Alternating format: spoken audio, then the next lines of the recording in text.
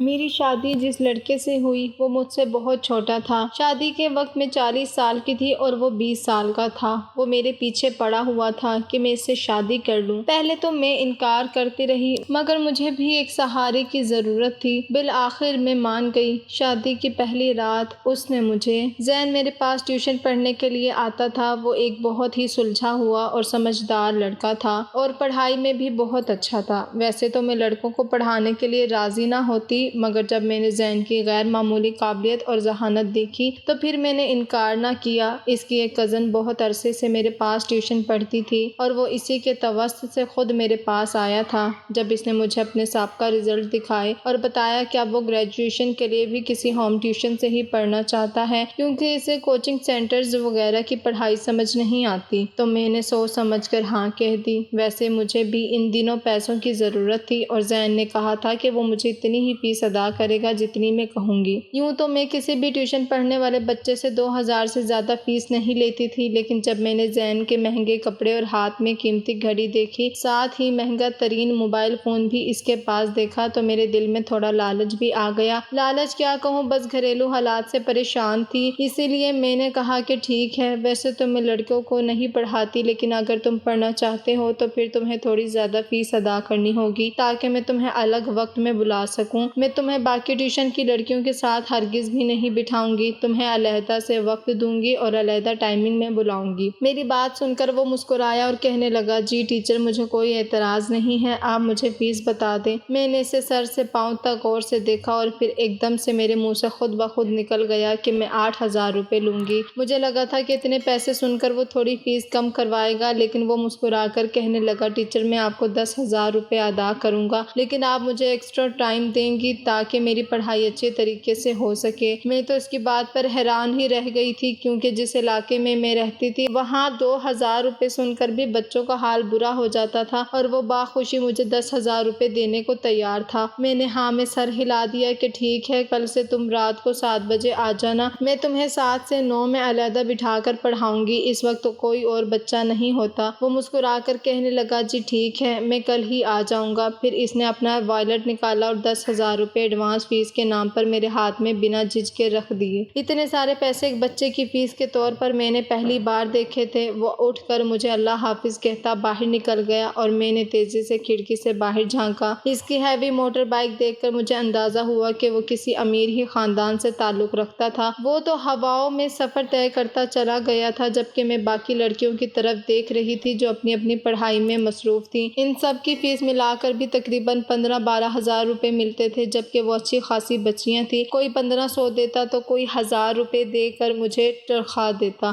ان سب میں سے کسی کی بھی فیس مجھے صحیح وقت پر اور صحیح طریقے سے نہیں ملتی تھی۔ 1000 بار میں ان سے فیس مانگتی تب جا کر یہ میرے پیسے لا کر میرے حوالے کرتی اور میں خود سے شرمندہ ہو جاتی۔ لیکن اس لڑکے نے تو بنا کہے ہی مجھے ایڈوانس دے دیے تھے۔ اگر یہ گریجویشن کی پوری تعلیم میرے پاس سے حاصل کرتا تو مجھے 2 سال تک کوئی پریشانی نہ ہوتی اور یہی سوچ کر میں خوش ہو گئی تھی۔ پھر میں نے ساری بچیوں کو پڑھایا اور وہ سب چلی گئیں۔ ان کے جانے کے بعد میں گھر کے کام کاج میں مصروف ہو گئی۔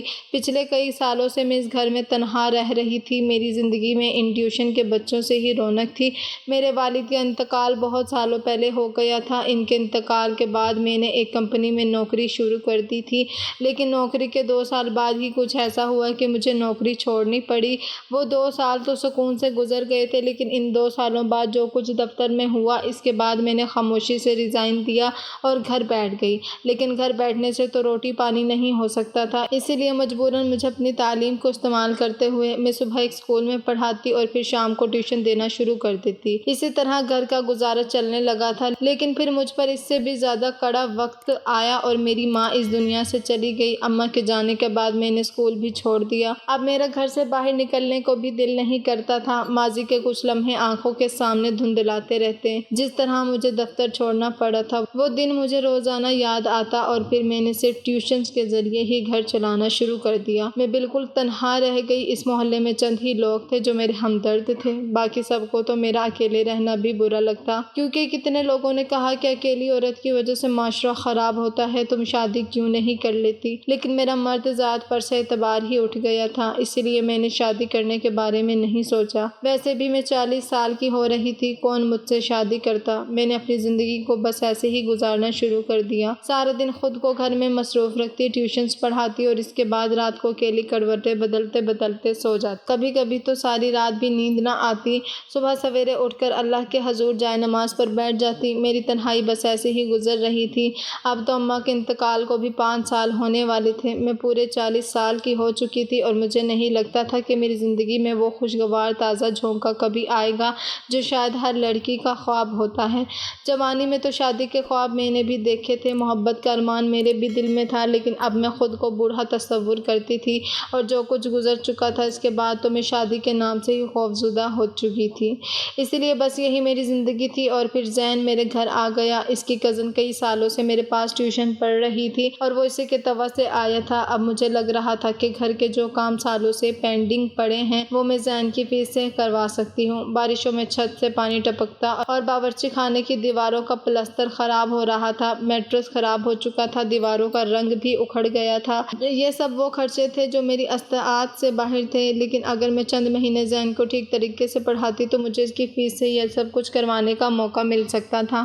میں نے سوچا تھا کہ گھر کو تھوڑا خوبصورت کر لوں گی تو شاید اس 4 دیواری میں میرا دل لگنے لگے، اور پھر یہی سوچتے ہوئے اگلا دن آ گیا تھا۔ اگلے دن میں نے 6 بجے تک ساری لڑکیوں کی چھٹی کر کے گھر کی صفائی کی تھی۔ بچیاں بہت زیادہ کچرا کرتی تھی، اس لیے ان کے آنے سے پہلے جو صفائی ہوتی وہ تو ان کے آنے کے بعد فوراً ہی ختم ہو جاتی۔ پھر 7 بجے کے قریب زین آیا تو میں نے اسے اندر بلا لیا جہاں سب بچیاں پڑھتی تھیں، وہیں اسے بھی بٹھایا اور خود بھی اس کے آگے بیٹھ گئی۔ میں بہت دل لگا کر اسے پڑھانا چاہتی تھی، اسی لیے میں نے فوراً سے اسے پڑھانا شروع کر دیا، لیکن زین پڑھائی کے ساتھ ساتھ بہت زیادہ سوال جواب کرنے کا بھی عادی تھا۔ وہ ہر تھوڑی دیر بعد کوئی سوال پوچھ لیتا اور وہ سوال پڑھائی سے ہٹ کر ذاتی نوعیت کا بھی ہوتا، جیسے ٹیچر آپ اکیلے کیسے رہتی ہیں، آپ کو ڈر نہیں لگتا، آپ کے گھر کا خرچہ کیسے چلتا ہے، آپ نے شادی کیوں نہیں کی، اور بھی ایسے بہت سارے سوالات کہ اتنی بار تو میں نے اسے ٹوکا بھی کہ پڑھائی پر توجہ دو۔ پھر وہ پڑھائی کرنے لگتا، مگر عادت سے مجبور تھوڑی دیر بعد وہ پھر کوئی نہ کوئی سوال کر رہا ہوتا۔ ایسے ہی پہلا دن گزر گیا تھا۔ پھر دوسرے دن وہ آیا تو مجھے اندازہ ہوا کہ اسے بہت زیادہ ہی سوال کرنے کی عادت ہے، لیکن میں نے دیکھا کہ جتنا کچھ میں نے پڑھایا تھا وہ سب کچھ اسے اچھے طریقے سے آ گیا تھا، اسی لیے مجھے تسلی تھی کہ وہ ٹھیک سے پڑھ رہا ہے۔ پھر میری اس سے بات چیت ہونے لگی۔ کبھی میں اس سے پوچھتی اس کی فیملی میں کون ہے تو وہ بس سرسری سا جواب دیتا کہ وہ اپنے ماں باپ کا اکلوتا بچہ ہے اور اس کی کوئی بہن یا بھائی نہیں۔ دھیرے دھیرے مجھے احساس ہو رہا تھا کہ جتنا میں نے سمجھا تھا وہ اس سے کئی زیادہ امیر تھا۔ اس کے پاس ایسی بہت ساری چیزیں ہوتی جو میں افورڈ کرنے کے بارے میں سوچ بھی نہیں سکتی تھی۔ اکثر وہ میرے لیے مہنگی ترین چاکلیٹس لے آتا، کبھی کوئی گفٹ تو کبھی آئس کریم۔ میں اسے منع کرتی مگر وہ کہتا کہ میری خوشی ہے، آپ مجھے اچھی لگتی ہیں۔ مجھے لگا کہ شاید وہ یہ بات ایک ٹیچر کی نظر سے کہہ رہا ہے، لیکن آنے والے چند دنوں میں مجھے اندازہ ہونے لگا کہ اس کی نظروں کا زاویہ بدل رہا تھا۔ وہ میرے ساتھ گھنٹوں باتیں کرنے لگا تھا۔ اس کی پڑھائی مکمل ہو جاتی تو وہ بھی جانے کا نام نہ لیتا، میرے پاس ہی بیٹھ جاتا، مجھ سے سوال جواب شروع کر دیتا، گھر کے کاموں میں میرا ہاتھ بٹاتا۔ اب تو میرے گھر کے چھوٹے بڑے کام وہی نپٹانے لگا تھا، مجھے سودا سبزی بھی لا دیتا۔ مجھے بھی اس کے ہونے سے آسرا ہو گیا تھا، لیکن پھر کچھ عرصہ گزرا اور محلے میں عجیب و غریب باتیں شروع ہو گئیں۔ لوگ کہنے لگے کہ بچیوں تک تو ٹھیک تھا، لیکن رات کے اندھیرے میں یہ جوان لڑکے کو گھر میں کیوں بلاتی ہے؟ اب میں انہیں کیا بتاتی کہ مجھے اس کی فیس کی ضرورت تھی، میرے گھر کے خرچے اور میری مجبوریاں صرف میں ہی جانتی تھی، لیکن لوگوں کا منہ بند کون کروا سکتا ہے؟ اسی لیے کچھ ہی عرصے میں بے انتہا پریشان ہو گئی۔ میں اپنے سر بدنامی نہیں لینا چاہتی تھی، اسی لیے میں نے زین سے کہا کہ اب تم کوئی اور ٹیوشن ڈھونڈ لو، میرے لیے تمہیں پڑھانا ناممکن ہو رہا ہے۔ میری بات سن کر وہ ایک دم ہی حیران ہوا اور پھر پریشانی سے کہنے لگا، ٹیچر آپ مجھ سے ناراض ہیں، میری کوئی بات بری لگی ہے کیا؟ وہ خود ہی معافی بھی مانگنے لگا تھا اور اس کے اس رویے پر میں بے اختیار مسکراتی تھی۔ وہ پیسے والا تو تھا مگر نہ اس میں غرور تھا نہ تکبر، بلکہ وہ بہت ہی عاجز سا بندہ تھا۔ جب میں نے اسے بتایا کہ محلے والے میرے اور اس کے حوالے سے باتیں کرنے لگے ہیں تو وہ ایک دم ہی حیران رہ گیا، پھر اس کے چہرے پر عجیب سے تاثرات نظر آنے لگے۔ کچھ دیر کی خاموشی کے بعد وہ پوچھنے لگا، کیا واقعی آپ مجھے محلے والوں کی وجہ سے نکالنے کی بات کر رہی ہیں؟ کیا محلے والے اتنے ضروری اور اہم ہیں آپ کے لیے؟ کیا وہ آپ کا بہت خیال کرتے ہیں؟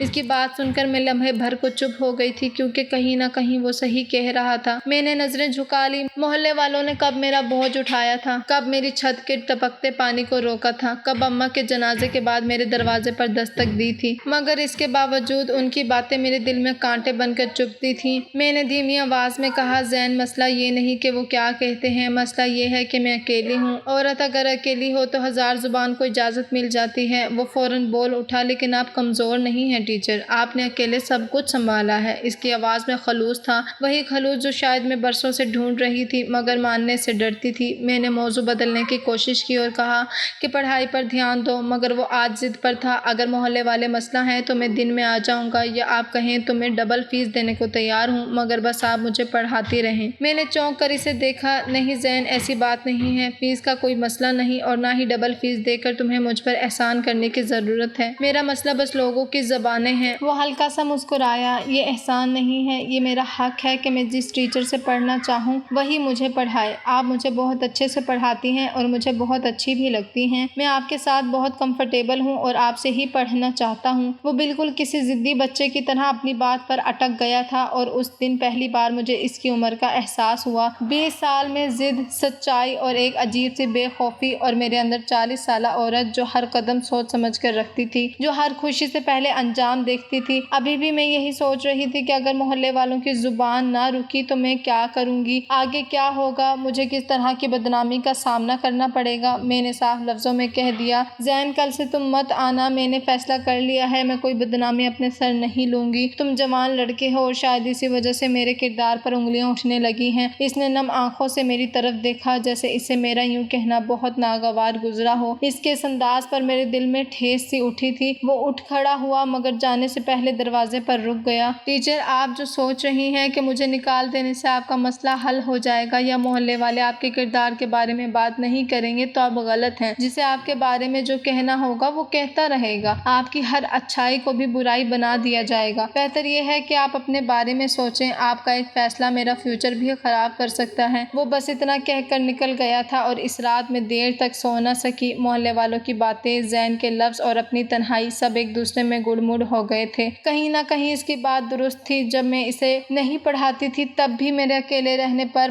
آس پڑوس والوں نے کئی طرح کے سوال اٹھائے تھے۔ انہیں لگتا تھا کہ میں ان کے مردوں کو خراب کر سکتی ہوں یا پھر ان کے مرد میری وجہ سے بہک سکتے ہیں، اور اب تو انہوں نے زین کو مہرا بنا لیا تھا۔ زین کو میں پچھلے 6 مہینے سے پڑھا رہی تھی، اب اگر میں بیچ میں اسے چھوڑتی تو واقعی ہی اس کا سال خراب ہو جاتا۔ پھر میری اور اس کی اچھی خاصی انڈرسٹینڈنگ بھی ہو چکی تھی، اور یہی سب سوچتے سوچتے صبح ہو گئی تھی۔ میں نے سوچا تھا کہ میں اسے فون کروں گی اور دوبارہ آنے کو کہوں گی، لیکن پھر میری ہمت نہ ہوئی۔ میں نے لڑکیوں کو ٹیوشن پڑھا کر چھٹی دی تو میں خاموشی سے کونے میں بیٹھ گئی۔ زین کے آنے میں 1 گھنٹہ تھا، لیکن میں جانتی تھی کہ وہ آج نہیں آئے گا، کیونکہ میں نے خود ہی تو اسے صاف منع کیا تھا۔ لیکن 7 بجتے ہی گھر کا دروازہ بجا اور میں حیران رہ گئی، کیونکہ وہ دروازے پر مسکراہٹ لیے کھڑا تھا۔ کہنے لگا، میں جانتا تھا آپ میرا انتظار کر رہی ہوں گی۔ اس کی بات پر میں حیران ہوئی۔ وہ مسکرا کر اندر آ گیا، ایک چاکلیٹ میری طرف بڑھائی اور ساتھ ہی ایک گلاب بھی۔ میں نے مسکرا کر اس کے ہاتھ سے گلاب لے لیا، مگر دل کے اندر ایک انجانی سی گھبراہٹ نے جنم لے لیا تھا۔ میں نے فوراً اپنی مسکراہٹ سمیٹی اور خود کو سنبھالتے ہوئے سنجیدہ لہجے میں کہا کہ زین، میں نے تمہیں کل صاف منع کیا تھا، تمہیں نہیں آنا چاہیے تھا۔ وہ بے فکری سے اندر آ گیا، جیسے یہ گھر اس کے لیے اجنبی نہ ہو۔ اس نے کرسی کھینچی اور بیٹھتے ہوئے کہا کہ آپ نے منع ضرور کیا تھا، لیکن مجھے یقین تھا آپ کا دل نہیں مانے گا، اور ویسے بھی میں پڑھنے آیا ہوں، بھاگنے تو نہیں آیا نا۔ میں نے گلاب میز پر رکھ دیا اور کتابیں کھولتے ہوئے خود کو مضبوط ظاہر کرنے کی کوشش کی اور کہا کہ آج صرف پڑھائی ہوگی، کوئی فضول بات نہیں۔ وہ ہلکا سا ہنسا اور بولا، جی ٹیچر، وعدہ۔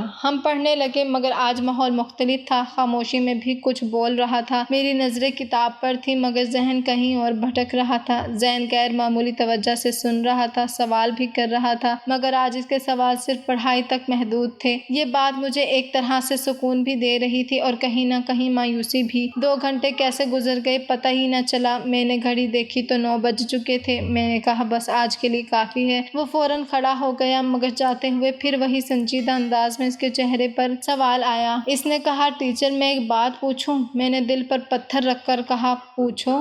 اس نے کہا، اگر میں آپ کی عمر کا ہوتا تو؟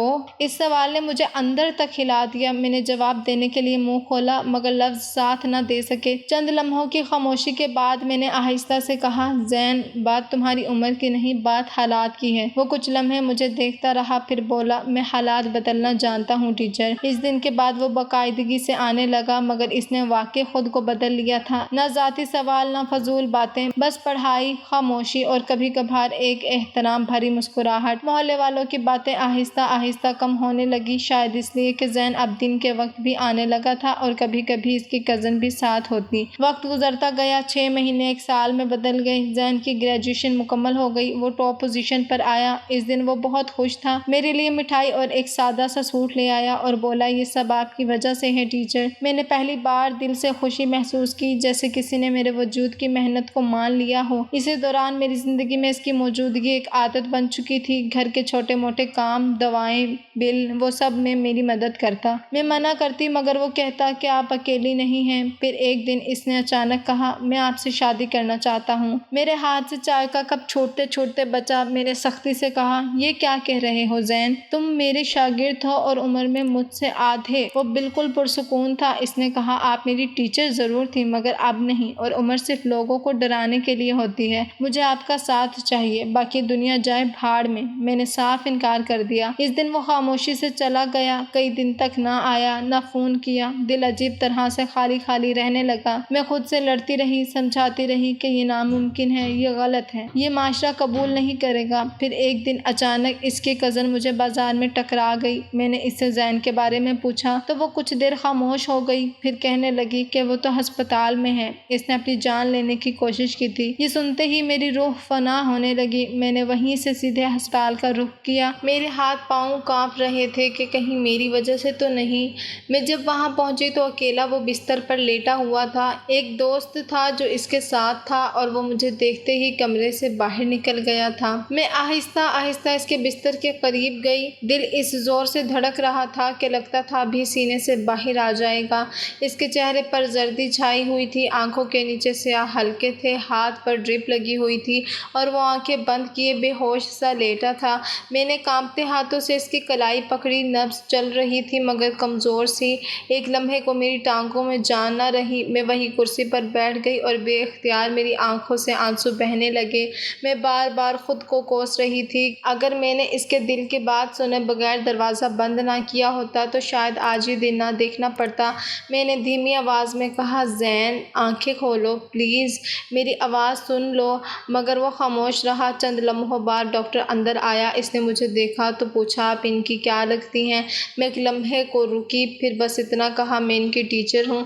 ڈاکٹر نے سر ہلایا اور کہا اب خطرے کی بات نہیں ہے، بروقت لے آئے تھے مگر ذہنی دباؤ بہت زیادہ تھا، انہیں مسلسل مانیٹرنگ میں رکھنا ہوگا۔ ڈاکٹر کے جانے کے بعد میں نے اس کا ہاتھ اپنے ہاتھوں میں لے لیا اور پہلی بار دل ہی دل میں مان لیا کہ میں نے اس لڑکے کی زندگی میں اپنی جگہ بنا لی ہے، چاہے میں جتنا بھی انکار کر لوں۔ سچ یہی تھا کہ وہ میرے لیے صرف ایک شاگرد نہیں رہا تھا۔ کچھ دیر بعد اس کی پلکیں ہلی اور وہ آہستہ آہستہ ہوش میں آیا۔ اس نے نظریں گھمائیں اور جب اس کی نظر مجھ پر پڑی تو اس کی آنکھوں میں نمی اتر آئی۔ اس نے کمزور سی آواز میں کہا آپ آ گئیں؟ میں نے خود کو سنبھالتے ہوئے کہا ہاں آ گئی ہوں۔ کیا تم پاگل ہو گئے تھے؟ یہ کیا حرکت تھی؟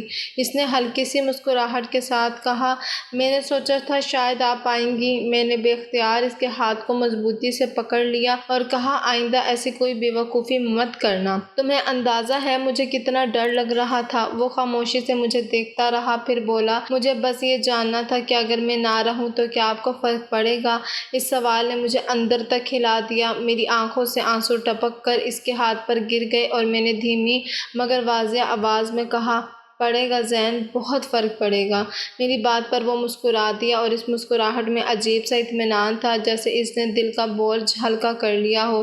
پھر میں کتنی ہی دیر اس کے پاس بیٹھی رہی، وقت کا احساس ہی نہ رہا، کبھی اس کی سانسوں کو دیکھتی، کبھی اس کے چہرے کو، اور دل ہی دل میں دعائیں کرتی رہی۔ کچھ دیر بعد اس نے آہستہ سے کہا آپ جانتی ہیں میں کیا چاہتا ہوں؟ میں نے اس کی طرف دیکھا تو اس کی آنکھوں میں کوئی ضد نہیں تھی، بس سچائی تھی۔ اس نے کہا میں آپ سے شادی کرنا چاہتا ہوں۔ یہ سنتے ہی میرے دل میں گھبراہٹ دوڑ گئی۔ میں نے فوراً پریشانی سے کہا زین یہ ممکن نہیں ہے، لوگ کیا کہیں گے، اور سب سے بڑھ کر تمہارے والدین کیسے اجازت دیں گے؟ وہ ذرا سا ہنسا جیسے پہلے ہی اس سوال کے لیے تیار ہو، اور پھر بڑے سکون سے بولا میری والدہ کا انتقال ہو چکا ہے اور والد امریکہ میں رہتے ہیں، وہ یہاں نہیں ہوتے، اسی لیے مجھے کسی کی اجازت کی ضرورت نہیں ہے، مجھے بس آپ کا جواب چاہیے۔ یہ سن کر میں خاموش ہو گئی۔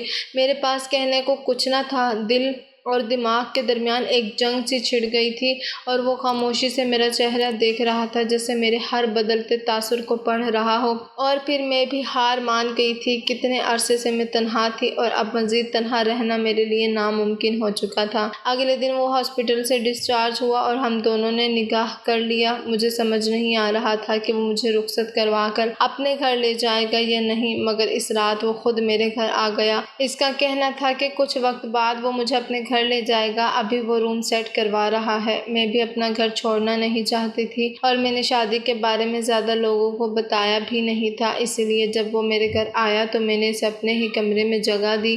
وہ میرے قریب آ کر بیٹھ گیا، میرا ہاتھ پکڑا اور کہنے لگا کہ آپ جانتی ہیں میں نے آپ سے شادی کیوں کی؟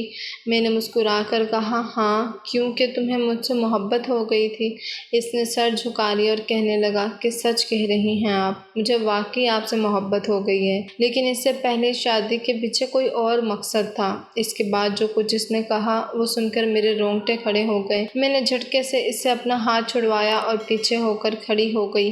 یہ کیا کہہ رہے ہو تم؟ اس نے نظر جھکائی اور کہنے لگا کہ اس دن دفتر میں بھی موجود تھا جہاں آپ نوکری کرتی تھی۔ آپ میرے بابا کی امپلائی تھی۔ میں اپنی ماما کے ساتھ بابا سے ملنے کے لیے آفس آیا تھا، لیکن وہاں آ کر ہم نے دیکھا کہ عجیب سا ہنگامہ ہو رہا ہے۔ آپ شور مچا رہی تھی کہ بابا نے آپ کے ساتھ کچھ غلط کرنے کی کوشش کی ہے، جبکہ بابا نے اس الزام کو دھتکار دیا تھا۔ آپ غریب تھیں، اس لیے آپ کی بات پر کسی نے بھروسہ نہیں کیا۔ سب نے آپ کے کردار پر الزام لگایا اور بابا نے آپ کو نوکری سے نکال دیا۔ اس دن پہلی بار میں نے اپنی ماما کو بالکل خاموش دیکھا تھا اور آپ کا چہرہ میری آنکھوں میں بس گیا تھا۔ پھر جب ہم گھر لوٹ آئے اور شام کو بابا گھر آئے تو ماما اور بابا کی بہت لڑائی ہوئی۔ ماما کہنے لگی تھیں کہ تم خود ایک بیٹے کے باپ ہو، کب سدھرو گے؟ کب تک معصوم لڑکیوں کو تنگ کرتے رہو گے؟ اور اسی بات پر بابا نے میری ماما کے چہرے پر تماچا مارا اور وہ تماچا مجھے آج بھی یاد ہے۔ ماما آپ کی طرفداری کر رہی تھیں، وہ جانتی تھی کہ بابا کا کردار کیسا ہے، اور اس دن مجھے اپنے بابا کی حقیقت معلوم ہوئی تھی کہ وہ اپنے پیسے کے بل پر نوکری کرنے والی لڑکیوں کو کس طرح ہراس کرتے ہیں۔ پھر اس دن بابا غصے میں گھر سے چلے گئے تھے اور میری ماما سارا وقت میرے پاس بیٹھ کر روتی رہی تھیں۔ وہ بالکل ہوش میں نہیں تھیں اور اسی دوران انہوں نے انکشاف کیا تھا کہ میرے والد کے کئی عورتوں کے ساتھ ناجائز تعلق بھی تھے، اور پھر اسی رات وہ اچانک ہی ہارٹ اٹیک سے اس دنیا سے چلی گئی۔ بابا واپس لوٹے، ماما کی تدفین ہو گئی اور اس کے بعد بابا کی رنگین زندگی اور بھی رنگین ہو گئی۔ میں خاموشی سے یہ سب کچھ دیکھتا رہا۔ اچھے کالج میں پڑھنے لگا، آگے بڑھنے لگا، لیکن ماضی کی یادوں میں پھنسا رہا۔ آپ کا چہرہ بار بار میری آنکھوں کے سامنے آتا رہا۔ پھر بابا مجھے چھوڑ کر امریکہ چلے گئے، کیونکہ وہاں ان کے لیے عیاشی کرنا آسان تھا اور میں یہاں اکیلے زندگی گزارنے لگا۔ پھر ایک دن میں نے اپنی کزن کے پاس آپ کی تصویر دیکھی اور میں نے آپ کو پہچان لیا، اور بس وہیں سے میں آپ سے ملنے کی خواہش کرنے لگا۔ پھر جب میں یہاں آیا اور میں نے آپ کی بربادی ہوتی زندگی دیکھی تو مجھے بہت تکلیف ہوئی۔ میں جانتا تھا کہ کہیں نہ کہیں آپ کے اس اکیلے پن اور بربادی کے پیچھے میرے بابا کا ہاتھ تھا، اسی لیے میں اپنے بابا کی غلطی کا دعویٰ کرنا چاہتا تھا۔ میری ماں کو آپ کے لیے بہت افسوس تھا۔ میں نے سوچا تھا کہ میں آپ کو اپنی زندگی میں شامل کر کے اپنے بابا کی غلطی کو درست کر دوں گا، لیکن دھیرے دھیرے مجھے آپ سے محبت ہو گئی اور اسی لیے میں نے آپ سے شادی کی ہے۔ زین کی بات سن کر میں پھوٹ پھوٹ کر رو پڑی تھی۔ بہت عرصہ پہلے میری منگنی ہوئی تھی اور اس الزام کے بعد دفتر میں ہونے والے اس ہنگامے کے بعد میری وہ منگنی ٹوٹ گئی تھی۔ اس منگنی کے بارے میں بہت کم لوگ جانتے تھے، اس لیے میں نے بھی کبھی کسی کے سامنے اس کا ذکر نہ کیا، مگر آج مجھے وہ دکھ یاد آ گیا تھا۔ زین کے والد کی وجہ سے جو کچھ میرے ساتھ ہوا تھا وہ بہت بھیانک تھا، مگر میں اس کی سزا زین کو نہیں دینا چاہتی تھی، اسی لیے میں خاموشی سے آنسو بہاتی رہی۔ زین نے آگے بڑھ کر مجھے گلے لگا لیا تھا اور وعدہ کیا تھا کہ وہ اپنے باپ جیسا ثابت نہیں ہوگا۔ وہ میرے ہی گھر میں رہنے لگا تھا، اس کی پڑھائی مکمل ہو گئی تھی، اس نے اپنے باپ کی ساری جائیداد چھوڑ کر نوکری شروع کر دی تھی۔ کچھ عرصے میں ہی اس کے باپ کو اس بات کی خبر ہو گئی تو وہ زین سے ملنے کے لیے آئے۔ وہ بہت غصے میں تھے کیونکہ ان کا اکلوتا بیٹا سب کچھ چھوڑ کر مجھ جیسی عورت کے ساتھ یہاں رہ رہا تھا، لیکن جیسے ہی زین کے باپ نے مجھے دیکھا، ان کے چہرے کے تاثرات بدل گئے اور پھر جب ان پر ساری حقیقت کھلی تو وہ بیٹے کے آگے شرمندہ ہو گئے۔ زین نے کہہ دیا تھا کہ اسے ایسی دولت نہیں چاہیے جس کی وجہ سے اس کے ماں باپ کا رشتہ ہی ختم ہو گیا اور اس کی ماں اس دنیا سے چلی گئی۔ وہ میرے ساتھ ایک عام سی زندگی گزارنے کا خواہش مند تھا۔ اس نے اپنے والد کو واپس بھیج دیا تھا اور آج ہم دونوں ایک سادہ سی زندگی گزار رہے ہیں۔ محلے والے ہم پر باتیں بناتے ہیں، ہنستے ہیں، مجھے جادوگرنی کہتے ہیں، لڑکوں کو پھنسانے والی بڑی عمر کی عورت کہتے ہیں، لیکن میری زندگی کا سچ کیا ہے وہ صرف میں ہی جانتی ہوں۔